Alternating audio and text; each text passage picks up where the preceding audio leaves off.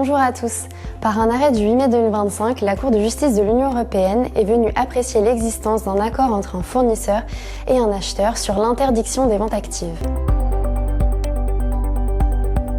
L'article 101, paragraphe 1 du traité sur le fonctionnement de l'Union européenne interdit les accords entre entreprises qui ont pour objet ou pour effet de restreindre la concurrence. Les accords de distribution exclusive peuvent bénéficier d'une exemption par catégorie sous certaines conditions, notamment celles prévues par le règlement 310/2010. Cependant, cette exemption ne s'applique pas si l'accord contient des restrictions caractérisées telles que l'interdiction des ventes passives sur un territoire exclusif ou à une clientèle exclusive réservée aux fournisseurs ou à un autre distributeur.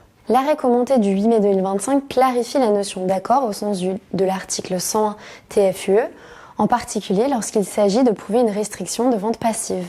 Il souligne que l'existence d'un accord ne requiert pas nécessairement une clause contractuelle explicite. Une concordance des volontés entre le fournisseur et ses acheteurs peut être établie par des preuves indirectes, telles qu'une invitation du fournisseur et l'acquiescement, même tacite, des acheteurs. En l'espèce, la Cour a examiné 2 points cruciaux.